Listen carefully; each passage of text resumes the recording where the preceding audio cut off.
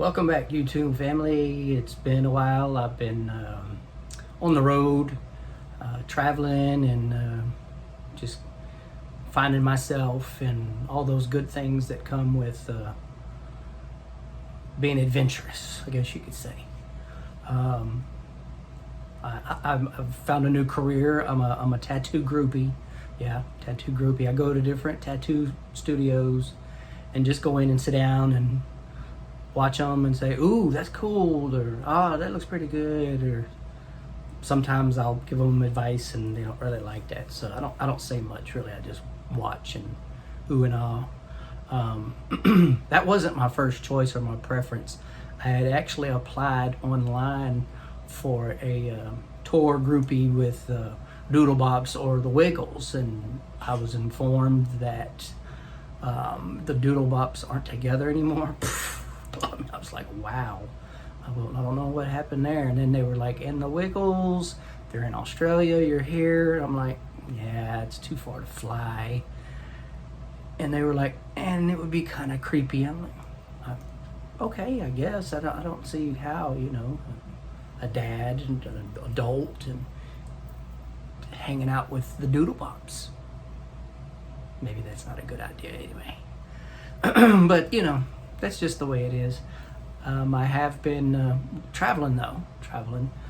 From where I live, I've gone to 6 or 7 different places over the past month. Not more than about 30 miles from my home, but I have gone to different places. I've gotten out of the house. Cabin fever will drive you nuts, make you do things and apply for things that you normally wouldn't. My youngest son, he and his wife are on vacation in Jerusalem, and she passed away there. Super sad. He was just beside himself, and I didn't really have much to say because she was just one of those crazy ass women. And so as I was talking to him, the doctor came in and said, hey, Mr. Lee, we can bury your wife here in Jerusalem, the Holy Land, the land of everything, the holiest of holy lands. We can bury her here for like $200, $250, or we can mail her back to the United States for $5,000. And I yell at my son real quick. I said, mail her back, and he's like, but Dad, what? No, we're in Jerusalem. We can bury her here. I said, let's think about this now. Let's think about this, son. This is the time of the year when you're talking about a man who was taken out and crucified, and then he was buried, and then 3 days later he came back. Do you really want your wife to be there? And he immediately tells the doctors, I'll pay the $5,000. Smart boy. He gets that from his dad. Won't put up with, you don't want to take a chance. Not to say something like that would happen, but you don't want to take a chance.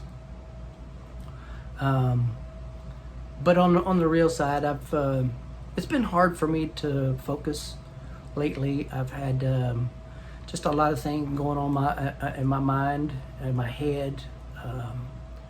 Some depression, some anxiety. I have something wrong with my shoulder and my neck, and I'm a veteran, so I go through the VA for all my treatments and stuff. And there's a saying that we have, not we, but there is a saying in the military, and that is hurry up and wait. So if you want something done quickly, wait till next month, and that's going to happen as long as you schedule it. So needless to say, I do have a lot of procedures coming up, just nothing spectacular. X-ray, MRI, they're gonna neurology, things like that, just normal stuff, just to see what's causing it, other than arthritis. They did an X-ray, said I have a severe buildup of arthritis in my right shoulder and in my neck. I said, wow, that's wonderful. So I'll be in pain forever. And they were like, no, we can try this and this and this. And I'm like, okay. So they're going to start me on some medication for arthritis. Hopefully it works. I won't be doing any cartwheels. I'm not planning on going out and becoming a professional bodybuilder or, professional waver. So I have to use my right hand all the time or anything like that. I'm not gonna do any of that. It's not up my alley. And so those things are coming up. I know it's a little bit of a, pity party sounding thing, but I'm not. I'm just sharing why I haven't been around for a while. I've just had a lot going on, a lot in my head. I'm starting a new chapter in my life, and it's taken some getting used to. My wife and I, we split up, but we're really good friends. And she said it best that, we get along better now than we did before. And we communicate better, we communicate more. And I don't know, that you just don't have those, that pressure on you to be the best. I don't know how to describe it, but we talk every day. We're best of friends. I'm there to support her in any way I can, and vice versa. She's still the same. Call me and tell me, hey, you need to take care of yourself and stop being a wuss sometimes. She tells me that too, because we're guys, we get a cold and we've got the corona and the Ebola, so we're gonna die definitely. And of course, a woman gets a cold, or actually she gets the Ebola and the corona, and she still goes to work, and she's battling everything. That's just how women are. So especially my mother. My mother's a wonderful, wonderful creature. She about 5'4", 100 pounds. She can whip up on a horse, and she can take down a cow. She can deliver a baby cow. She can ride with the best of them. Ride out, go out and mow a hayfield, rake a hayfield, and bale a hayfield. She can do it. She can do it, and she's not afraid to do it. Get up bright and early in the morning, bitching and complaining. Go to work, get it all done. Come back at the end of the day and bitch and gripe because got to do it again tomorrow. No, I'm just kidding. My mom doesn't bitch and gripe much, but she that's the life she wanted. So she's it could be better, but it could be better for everybody. But she enjoys having her babies, which are all their cows. They have a cattle farm and hay fields and stuff like that, and they bale hay. And but yeah, they everybody could wants some things to be easier for them one way or the other. But I can tell you, my mom never just begged for a handout without wanting or willing to work for it. And I thank her for that, because my brother and I, we both got that from her. Had my truck broken into. It was the damnedest thing. It chapped my ass when I found out what they had taken out of my truck. Well, they broke in through the driver's side window and just pushed the window in, laid on top of it, rummaged and grabbed what they could. They grabbed a nice sized knife that I had. It was similar to one I had in the military, but it wasn't the one I had in the military, so it wasn't any heartbreak there. But what pissed me off the most, I'm just stuttering. I'm just at a loss for words. Is in my console, they went through my console, which is fine. I didn't feel like my privacy was invaded. And I didn't feel like, wait a minute. Then all of a sudden I realized everybody knows what the nerds ropes are. And if you don't know what they are, then just get off my channel, go somewhere else, hide in a hole, sniff water, whatever you got to do. But not only do they have nerd ropes, but they have these little nerd balls that are chewy in the middle, and they're surrounded in nerds. And they are just a God-sent heavenly thing if you've ever had one. And if you haven't, then you're just deprived. You don't like yourself. But just awesome, wonderful. Whoever this son of a bitch is that broke into my truck took my last 2 boxes. Trying to find those is like trying to find, you know, a gold coin in, you know, in the bottom of the ocean. And they just tell you it's there, go find it. I mean, I was just appalled, heartbroken. I really was. And you know, when the police officer was taking my report, you bet your ass that was included in my report. She thought I was joking. I said, "No, ma'am, I want compensation for those. You betcha I'm gonna put it on my insurance." My insurance didn't reimburse me for the $2. I think they were on sale at 99 cents a box, but they didn't reimburse me for my $2. I wasn't real happy about that, but that's insurance companies for you. I mean, they'll pay $4,000 to repair your truck, but they're not going to give you $2 for your damn gummy nerd balls.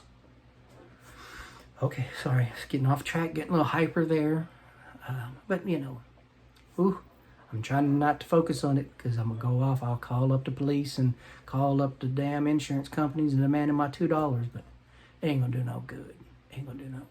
But they did fix my vehicle. It was back about a month and a half ago when we had that real bad freeze. So they had problems getting some of the parts in, and so it took about 3 weeks, which was fine because I have great insurance and I have rental coverage. So I got a rental. It was odd, weird. 2021 Ford Explorer. Just weird. They're not my flavor. Felt too low to the ground because, you know, I have a truck, and but it's, you know, awesome vehicle. Awesome. I like how everything is right there, literally on the steering wheel. You know, heated seats.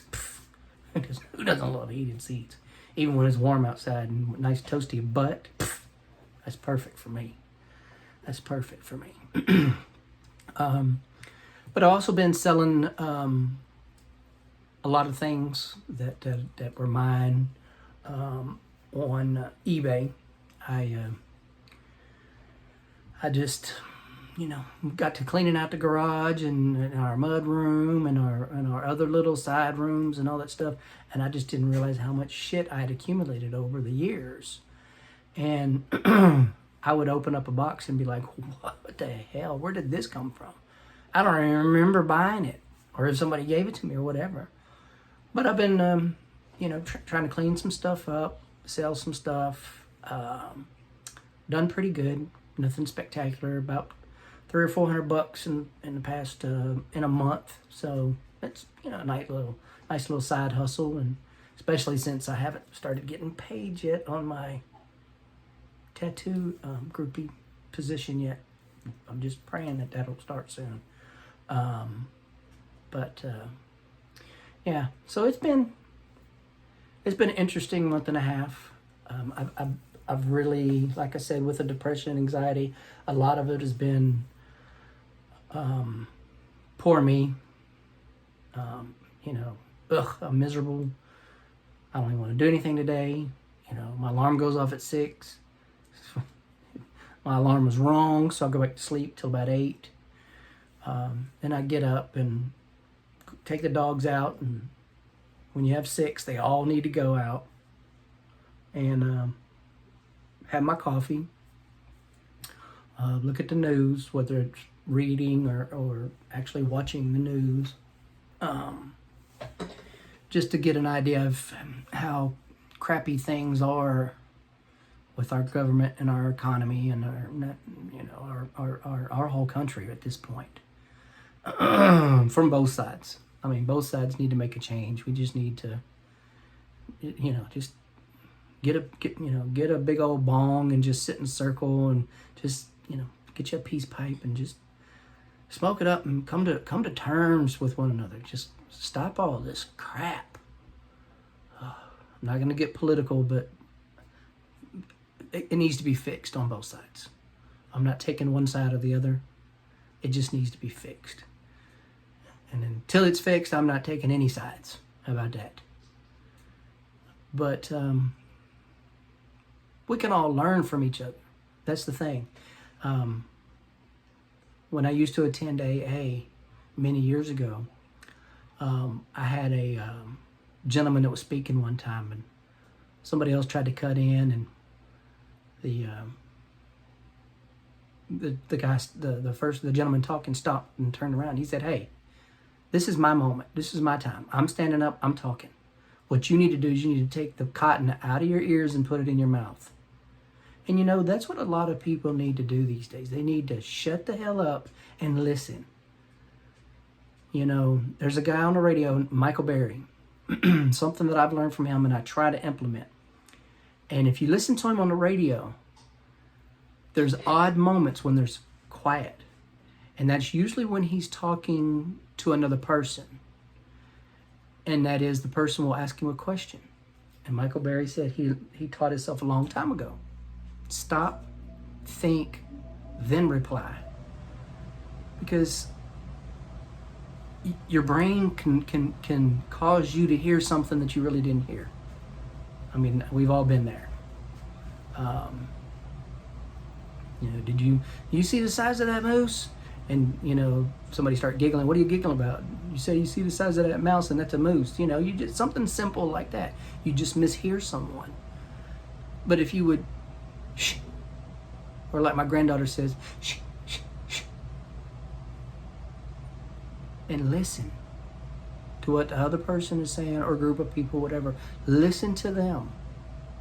And then when they're done, take a moment to just, I'm not saying 30 minutes, take a moment or two just to run it through your little gerbil real quick, and then just say, then speak. But just don't be too quick. Don't be cocky. You know, we're not all right all the time. Just, you know, show some compassion for the other person's feelings. Because that's another thing people don't realize is, when I was in AA, I would talk about what was important to me. And as bad as it may sound, I didn't care if it was important to everybody else. It was important to me, and I needed to get that off my chest, or I needed to speak about that. And I think that's where people need to be selfish, is they need to speak what's important to them, what they hold dear to them. Okay? Family, God, you know, your country. Speak about it. Tell people how you really feel about it. Good, bad, or ugly. But the thing is that, you know, when another person talks, you don't have to agree with them. You don't have to like what they're saying. You don't even have to like them.